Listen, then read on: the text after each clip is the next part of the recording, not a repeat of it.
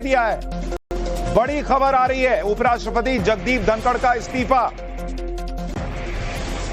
और स्वास्थ्य वजहों से कहा जा रहा है कि जगदीप धनखड़ ने, उपराष्ट्रपति ने इस्तीफा दे दिया है। यह बहुत बड़ी खबर आ रही है। रविकांत हमारे सहयोगी हमारे साथ जुड़ रहे हैं। रविकांत, क्या हुआ आज दिन में? तो जगदीप धनखड़ दिख रहे थे, अचानक ऐसा क्या हुआ कि उन्होंने इस्तीफा दे दिया? देखिए सुशांत, जो लेटर उपराष्ट्रपति जगदीप धनखड़ ने प्रेसिडेंट ऑफ इंडिया को लिखा है उसमें साफ तौर पर उन्होंने बताया है कि जो डॉक्टर्स की टीम उनको ट्रीट कर रही थी उनके एडवाइस पर, यानी हेल्थ इशू को आधार बनाकर उन्होंने अपने पद से इस्तीफा दिया है। इसके साथ ही अगर आप नीचे की लाइंस को देखें तो उन्होंने प्रधानमंत्री से लेकर तमाम जो पार्लियामेंट्री डेमोक्रेसी में उनके साथ काम करने वाले लोग थे उन सभी को धन्यवाद अदा किया है। यानी वजह भले ही कुछ और रही हो, लेकिन जो लेटर सामने आया है उसमें उन्होंने साफ तौर पर हेल्थ इश्यू को ग्राउंड बनाया है, क्योंकि पिछले कुछ समय से देखा जा रहा था कि उनकी तबीयत ठीक नहीं थी। कई मेंबर ऑफ पार्लियामेंट, खुद प्रधानमंत्री उनके स्वास्थ्य के बारे में लेकर चिंतित थी। आज जब हाउस पहला दिन लगा मानसून सत्र का, उस दौरान भी उनकी तबीयत नासाज बताई गई, क्योंकि बिल को पास कराने के दौरान भी वो चेयर पर मौजूद नहीं थे।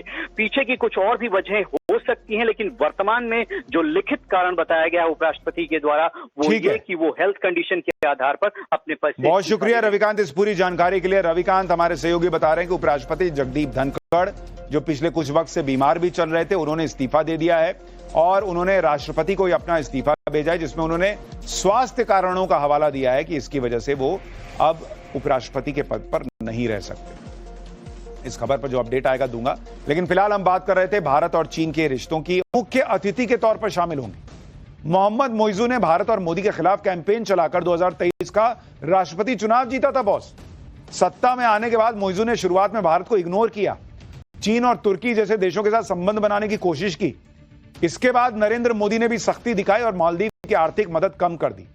इसके बाद अक्टूबर 2024 में मोइजू भारत यात्रा पर आए थे और भारत से मदद की गुहार लगाई थी। तब भारत ने मालदीव को दोबारा कर्जा भी दिया था। रिपोर्ट के मुताबिक मोइजू सरकार मालदीव में विकास परियोजनाओं के लिए भारत से लगभग 70,000 करोड़ रुपए उधार लेने की कोशिश कर रही है। ये वो योजनाएं हैं जिनको चीन ने फंड करने का वादा किया था, लेकिन चीन ने अपना वादा पूरा नहीं किया और मालदीव की कई प्रमुख विकास परियोजनाएं अटक गई। रिपोर्ट के मुताबिक अपनी मालदीव यात्रा के दौरान पीएम मोदी भारत की तरफ से फंडेड कई परियोजनाओं का उद्घाटन भी करेंगे। पीएम मोदी का मालदीव के स्वतंत्रता दिवस समारोह में बतौर चीफ गेस्ट शामिल होना यह बताता है कि मोइजू की सारी हेकड़ी निकल चुकी है। आप यह भी देखिए कि एक तरफ तो नेटो में शामिल देश भारत पर दबाव बना रहे हैं कि रूस से तेल मत खरीदो, रूस से सारे रिश्ते तोड़ दो, वरना 100% टैरिफ लगा देंगे। लेकिन भारत ने भी कायदे से समझा दिया कि जो करना कर लो, भारत वही करेगा जो उसके हित में होगा। अब उसी नेटो में शामिल ब्रिटेन भारत के साथ अपनी आर्थिक रणनीतिक साझेदारी को मजबूत करना चाहता है। ब्रिटिश पीएम कीर स्टारमर के निमंत्रण पर पीएम मोदी 23 और 24 जुलाई को ब्रिटेन जा रहे हैं। यह पीएम मोदी की चौथी ब्रिटेन यात्रा होगी। पीएम मोदी और स्टारमर दोनों देशों के बीच व्यापार, रक्षा, इनोवेशन और शिक्षा के क्षेत्र में साझेदारी पर बात करेंगे। इसके अलावा भारत और ब्रिटेन के बीच मुक्त व्यापार समझौता भी हो सकता है, फ्री ट्रेड एग्रीमेंट, जिससे भारत के ब्रिटेन में निर्यात पर टैरिफ कम हो जाएगा और ब्रिटिश उत्पादों को भारतीय बाजार में आसानी से प्रवेश मिल सकेगा। यानी हर तरफ से आप देखें तो भारत जो है वो इस वक्त हर कोई चाहता है कि उसका दोस्त बने। आप सोचिए ना बॉस, चीन कह रहा है कि हम दोस्ती करना चाहते हैं। चीन पाकिस्तान के साथ खड़ा नहीं हो रहा, आतंकियों का साथ देने के लिए अपने रास्ते बदल रहा है। लेकिन नरेंद्र मोदी जानते हैं, ठीक है तुम दोस्ती करना चाहते हो, देखेंगे, बात करेंगे, बराबरी में बात होगी। लेकिन चीन पे चूंकि भरोसा नहीं कर सकते, इसलिए नरेंद्र मोदी बॉर्डर पर सेना को भी मजबूती दे रहे हैं कि भाई इस पर भरोसा मत करो, ठीक है बातचीत करेंगे, दोस्ती करेंगे।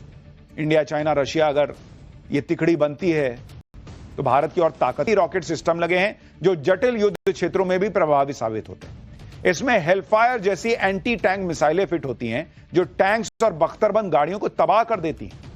अपाचे में लगे रॉकेट पॉड्स से दुश्मन के ठिकानों पर भारी बमबारी की जा सकती है। नाइट विजन और एडवांस टारगेटिंग सिस्टम के दम पर यह दिन रात और किसी भी मौसम में ऑपरेशन को पूरा कर सकता है। अपाचे की इन्हीं खूबियों की वजह से इसे टैंक्स का फ्लाइंग वर्जन कहा जाता है कि भाई उड़ता फिरता टैंक है जो दुश्मन के टैंक्स को भी एयर स्ट्राइक में बर्बाद कर सकता है। लेकिन एक और बड़ी खबर आ गई है, एक और बड़ी खबर आ गई है इस वक्त। उपराष्ट्रपति जगदीप धनखड़ ने इस्तीफा दे दिया है। बड़ी खबर आ रही है, उपराष्ट्रपति जगदीप धनखड़ का इस्तीफा। और स्वास्थ्य वजहों से कहा जा रहा है कि जगदीप धनखड़ ने, उपराष्ट्रपति ने इस्तीफा दे दिया है।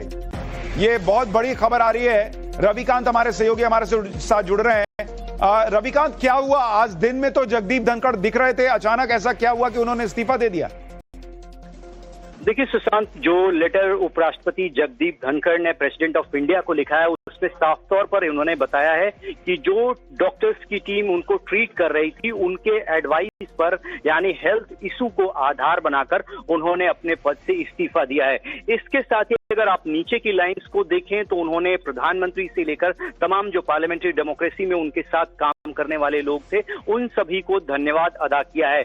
यानी वजह भले ही कुछ और रही हो, लेकिन जो लेटर सामने आया है उसमें उन्होंने साफ तौर पर हेल्थ इश्यू को ग्राउंड बनाया है, क्योंकि पिछले कुछ समय से देखा जा रहा था कि उनकी तबीयत ठीक नहीं थी। कई मेंबर ऑफ पार्लियामेंट, खुद प्रधानमंत्री उनके स्वास्थ्य के बारे में लेकर चिंतित थी। आज जब हाउस पहला दिन लगा मानसून सत्र का, उस दौरान भी उनकी तबीयत नासाज बताई गई, क्योंकि बिल को पास कराने के दौरान भी वो चेयर पर मौजूद नहीं थे। पीछे की कुछ और भी वजहें हो सकती हैं, लेकिन वर्तमान में जो लिखित कारण बताया गया उपराष्ट्रपति के द्वारा वो ये कि वो हेल्थ कंडीशन के आधार पर अपने पद से। बहुत शुक्रिया रविकांत इस पूरी जानकारी के लिए। रविकांत हमारे सहयोगी बता रहे हैं कि उपराष्ट्रपति जगदीप धनखड़, जो पिछले कुछ वक्त से बीमार भी चल रहे थे, उन्होंने इस्तीफा दे दिया है और उन्होंने राष्ट्रपति को अपना इस्तीफा भेजा है, जिसमें उन्होंने स्वास्थ्य कारणों का हवाला दिया है कि इसकी वजह से वो अब उपराष्ट्रपति के पद पर नहीं रह सकते। इस खबर पर जो अपडेट आएगा दूंगा, लेकिन फिलहाल हम बात कर रहे थे भारत और चीन के रिश्तों की। रॉकेट सिस्टम लगे हैं जो जटिल युद्ध क्षेत्रों में भी प्रभावी साबित होते हैं। इसमें हेलफायर जैसी एंटी टैंक मिसाइलें फिट होती हैं जो टैंक्स और बख्तरबंद गाड़ियों को तबाह कर देती हैं। अपाचे में लगे रॉकेट पॉड्स से दुश्मन के ठिकानों पर भारी बमबारी की जा सकती है। नाइट विजन और एडवांस टारगेटिंग सिस्टम के दम पर यह दिन रात और किसी भी मौसम में ऑपरेशन को पूरा कर सकता है।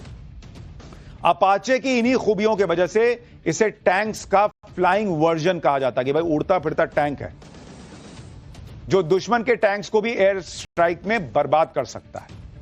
लेकिन एक और बड़ी खबर आ गई है, एक और बड़ी खबर आ गई है इस वक्त। उपराष्ट्रपति जगदीप धनखड़ ने इस्तीफा दे दिया है। बड़ी खबर आ रही है, उपराष्ट्रपति जगदीप धनखड़ का इस्तीफा।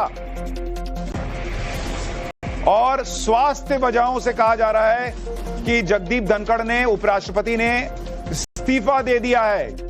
ये बहुत बड़ी खबर आ रही है। रविकांत हमारे सहयोगी हमारे साथ जुड़ रहे हैं। रविकांत, क्या हुआ आज दिन में? तो जगदीप धनखड़ दिख रहे थे, अचानक ऐसा क्या हुआ कि उन्होंने इस्तीफा दे दिया? देखिए सुशांत, जो लेटर उपराष्ट्रपति जगदीप धनखड़ ने प्रेसिडेंट ऑफ इंडिया को लिखा है उसमें साफ तौर पर उन्होंने बताया है कि जो डॉक्टर्स की टीम उनको ट्रीट कर रही थी उनके एडवाइस पर, यानी हेल्थ इशू को आधार बनाकर उन्होंने अपने पद से इस्तीफा दिया है। इसके साथ ही अगर आप नीचे की लाइंस को देखें तो उन्होंने प्रधानमंत्री से लेकर तमाम जो पार्लियामेंट्री डेमोक्रेसी में उनके साथ काम करने वाले लोग थे उन सभी को धन्यवाद अदा किया है। यानी वजह भले ही कुछ और रही हो, लेकिन जो लेटर सामने आया है उसमें उन्होंने साफ तौर पर हेल्थ इश्यू को ग्राउंड बनाया है, क्योंकि पिछले कुछ समय से देखा जा रहा था कि उनकी तबीयत ठीक नहीं थी। कई मेंबर ऑफ पार्लियामेंट, खुद प्रधानमंत्री उनके स्वास्थ्य के बारे में लेकर चिंतित थी। आज जब हाउस पहला दिन लगा मानसून सत्र का, उस दौरान भी उनकी तबीयत नासाज बताई गई, क्योंकि बिल को पास कराने के दौरान भी वो चेयर पर मौजूद नहीं थे।